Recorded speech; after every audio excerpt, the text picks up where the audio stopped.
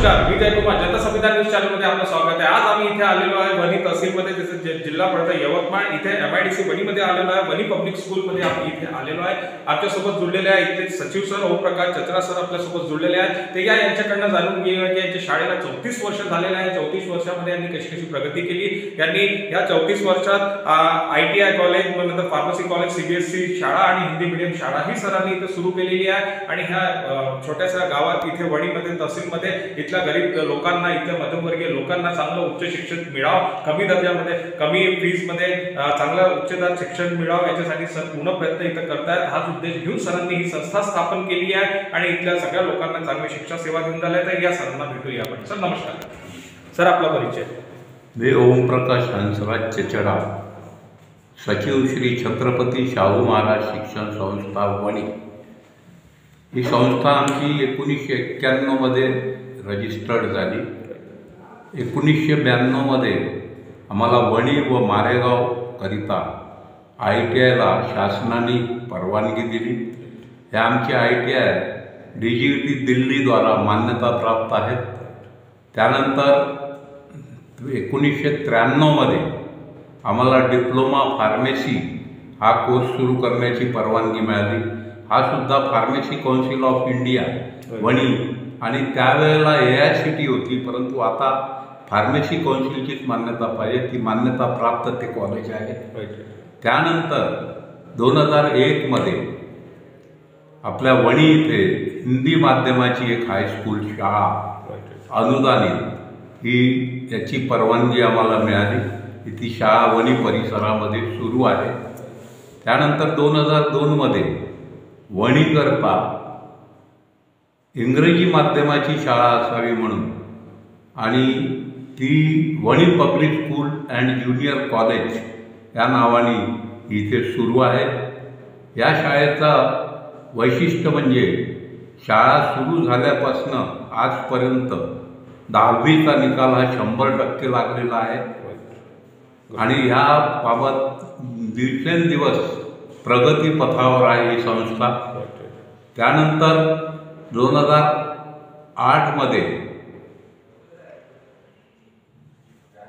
आम्हाला ज्युनियर कॉलेजला परवानगी मिळाली.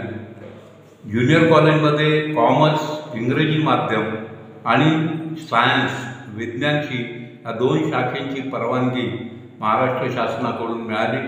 त्याही आपल्या याच्यामध्ये सुरू आहे. उत्कृष्ट शिक्षण दिले जाते. उत्कृष्ट हा शिक्षक वृंद आहे आणि यामध्ये प्रगती करता सर्व शिक्षक आणि कर्मचाऱ्यांचे सहकार्य लाभते आहे. त्यानंतर 2015 मध्ये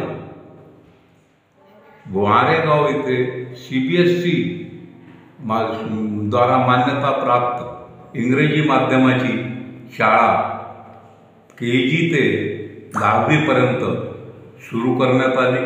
त्या शाळेचा सुद्धा निकाल हा 100% दरवर्षी लागतो आहे. त्यानंतर 2020 मध्ये आमच्या संस्थेला मारेगावकरिता डिग्री फार्मसी B.Pharm हा कोर्स सुरू करण्याची परवानगी मिळाली. तो कोर्स सुद्धा मारेगाव येथे व्यवस्थितरित्या सुरू आहे. यावर्षी पहिली बॅच निघेल. 4थी फायनल करून 4 वर्षामध्ये, 4 वर्षाचा कोर्स आहे. त्या 4 वर्षामध्ये पहिली बॅच यावर्षी निघेल, पासआउट होईल.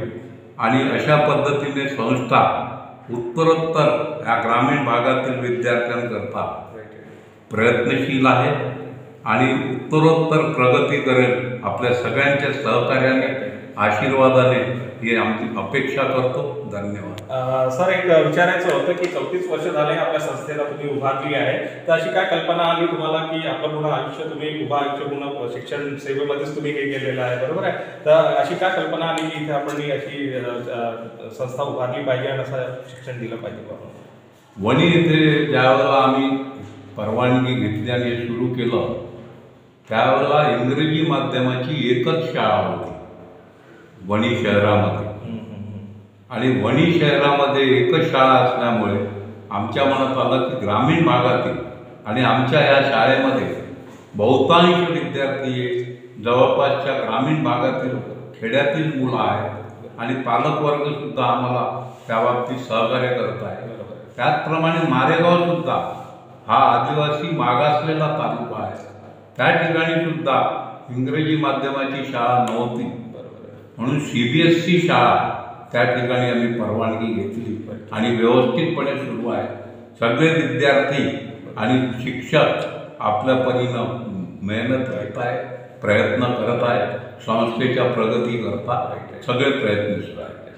तर हे होते आपल्यासोबत सचिव सर जोडलेले होते, आपल्यासोबत ओमप्रकाशजी सर जोडले होते. सरांनी सांगितलं, सरांनी आपला पुन्हा उभा आयुष्य पूर्ण शिक्षण सेवामध्ये दान केल्यासारखं झालेलं आहे आणि सरांचं एक उद्दिष्ट, एक विजन घेऊन चाललेलं आहे की गरीब तबक्यातील लोकांना, ग्रामीणच्या लोकांना, इथल्या आजूबाजूच्या खेड्यातल्या लोकांना चांगलं दर्जेदार शिक्षण मिळावं, चांगलं क्वालिटी एज्युकेशन मिळावं, याच्यासाठी ते सदैव प्रयत्नशील होते आणि ह्याच ध्येय घेऊन ते पुढे वाढत गेले. तर ITI कॉलेज, त्यानंतर फार्मसी कॉलेज, त्यानंतर CBSE शाळा वगैरे सरांनी सुरू केली आणि येणाऱ्या काळातील सर चांगल्या योजना, चांगल्या फॅसिलिटी विद्यार्थ्यांना देण्याचा पूर्ण प्रयत्न करतात. आमच्या शुभेच्छा त्यांच्या. आणि वनी पब्लिक स्कूल मधले प्राचार्य मॅडमही आपल्यासोबत जुळलेले आहेत. ज्योती मोरे मॅडम, जे मागील 7 वर्षापासून इथे शिक्षा सेवा देऊन राहिलेल्या आहे आणि मागील 3 वर्षापासून इथं प्राचार्य पद सांभाळलेलं आहे मॅडमनी. आणि यांच्याकडनं जाणून घेऊया आपण इथल्या अकॅडमिक बद्दल, इथे कोणकोणते क्लासेस होतात, त्यानंतर इथल्या महाविद्यालयामध्ये कोणकोणते कोर्सेस आहेत, त्यानंतर इथे रिझल्ट कसा आहे विद्यार्थ्यांचा, स्पोर्ट्स अँड कल्चरल ऍक्टिव्हिटीज मध्ये मुलांचा काय पार्टिसिपेट आहे आणि इथल्या फॅकल्टी बद्दल थोडंसं मॅडमकडनं जाणून घेऊया. या मॅडमला भेटूया आपण. मॅडम नमस्कार. नमस्कार मॅडम, आपला परिचय. मी कुमारी ज्योती मोरे आणि सासरची ज्योती राजूरकर. ओके. आमच्या शाळेला 22 वर्ष झाली आता या संस्थेला. आमच्या शाळेत भरपूर ग्रामीण भागातले विद्यार्थी आहे आणि ग्रामीण भागातल्या विद्यार्थ्यांसाठीच म्हणजे आमची शाळा कार्यरत आहे, असं पर्टिक्युलरली सांगायचं झालं तर. प्री प्रायमरी सेक्शनपासून 12वी पर्यंत आमच्याकडे आहे आणि 11वी-12वी मध्ये म्हणजे महाविद्यालयीन शिक्षणामध्ये आमच्याकडे 2 ब्रँचेस आहे. एक कॉमर्स, जे आमचे इंग्लिश मिडियम कॉमर्स आहे, आणि सायन्स फॅकल्टी. सायन्समध्ये सुद्धा आमच्याकडे प्लेन सायन्स आणि कम्प्युटर सायन्स अशा 2 फॅकल्टीज आहेत. स्पोर्ट्सबद्दल बोलायचं झालं तर आमचे विद्यार्थी स्पोर्ट्समध्ये खूप ॲक्टिव्ह आहेत. भरपूर प्राइजेस त्यांनी जिंकलेले आहेत. एक मुलगी आहे कुमारी योगेश्वरी डोनेकर, ती स्टेट लेवल कराटेपर्यंत जाऊन आलेली आहे. तिला अप्रिशिएट करायचं आहे. आणि त्याच प्रकारे आमचे SSCचा जो रिझल्ट आहे मागील भरपूर वर्षापासून 100% रिझल्ट आहे आमचा. आणि 12वीचा रिझल्ट सुद्धा आमचा अप टू 100% आणण्याचा आम्ही प्रयत्न नक्कीच करत आहोत. तर कल्चरल ऍक्टिव्हिटीज मध्ये काय मुलांचं पार्टिसिपेट आहे मॅडम? कल्चरल ऍक्टिव्हिटीज मध्ये मुलं पार्टिसिपेट करतात. रंगोली आहे, त्याचबरोबर ड्रॉइंग मध्ये आमचे मुलं फार चांगले आहेत. पोस्टर जे आहे ते फार सुंदर बनवतात. आणि other cultural activities, dance, other competitions मध्ये पण बाहेर पण आम्ही पार्टिसिपेट करत असतो. त्यात पण ते प्राइजेस जिंकून आणतात. आणि मॅडम, मागील 2 वर्षापासून काय रिझल्ट राहिलेला आपल्या 10th 12th इथे आपल्या शाळेचा? 10th आपला 100% रिझल्ट आहे. ओके. म्हणजे कोणी टॉपर राहिलेला आहे असं कोणी तहसील लेवलवर, डिस्ट्रिक्ट लेवलवर? तालुका लेवलवर मागच्या वर्षी आमची एक विद्यार्थिनी टॉपर होती तालुका लेवलवर, कुमारी हिमानी निलेश चटेरा. ओके. आणि इथल्या फॅकल्टी बद्दल थोडंसं प्रकाश टाकाल मॅडम? फॅकल्टी फार सपोर्टिव्ह आहे. जसं आपल्याला सुटेबल वातावरण पाहिजे विद्यार्थ्यांना शिक्षणासाठी, त्या प्रकारचं सुटेबल वातावरण निर्माण करून देतात फॅकल्टी मुलांना. त्याच्यामुळे मुलांना असं जाणवत नाही की ते बाहेरून खूप दुरून आपल्या शाळेत आलेले आहेत. एक फॅमिलियर नेचर आहे शिक्षकांचा विद्यार्थ्यांसोबत, त्यामुळे त्यांना घरच्यासारखं वातावरण आहे. तर ह्या होत्या मॅडम आपल्यासोबत, ज्योती मॅडम जुळल्या होत्या, इथल्या प्राचार्य मॅडम आपल्यासोबत वनी पब्लिक स्कूल शाळेमधनं. आणि मॅडमने सांगितलं, सरांशी भेटलो आपण, सचिव सरांशी आपण त्याची मुलाखत केली. यांचा एकच आणि एकच ध्येय उद्देश आपल्याला इथे दिसून पडतो. इथल्या ग्रामीण तबक्यातल्या लोकांना, आजूबाजूच्या खेड्यातल्या लोकांना चांगलं उच्च दर्जेदार शिक्षण मिळावं, त्या कमीत कमी खर्चामध्ये चांगलं उच्चदार शिक्षण मिळावं याच्यासाठी ते सदैव प्रयत्नशील आहे. मागील 34 वर्षापासून निरंतर इथे शिक्षा सेवा देऊन राहिलेली आहे ही संस्था. आणि मॅडम मागील 7 वर्षापासून 3 वर्षापासून इथं प्राचार्य पद सांभाळलेलं आहे. म्हणजे इथेच मॅडम टीचिंग मध्ये असताना मॅडमनी इथे प्रमोशन घेतलं आणि आता 3 वर्ष झालेत मॅडम इथे प्रिन्सिपल पदी धारण केलेलं आहे मॅडमनी. आणि चांगला स्मार्टपणे इथलं पूर्ण मॅनेजमेंट इथं हाताळतात मॅडम. आणि मॅडम जेव्हापासून इथे सांभाळलेला आहे तेव्हापासून इथं रिझल्ट म्हणा, इथल्या मुलातलं स्पोर्ट्स अँड कल्चरल ऍक्टिव्हिटीज मध्ये पार्टिसिपेट म्हणा, सगळा एक ग्राफ वाढतच चाललेला आहे, निरंतर ग्राफ वाढत चाललेला आहे. आणि आमची यांच्यासोबत शुभकामना आमच्या चॅनलची की असं त्यांची संस्था वाढायला पाहिजे, असं त्यांचा ग्राफ वाढत असायला पाहिजे. मी जयकुमार, जनता संविधान न्यूज चॅनलकडनं स्पेशल रिपोर्ट. नमस्कार.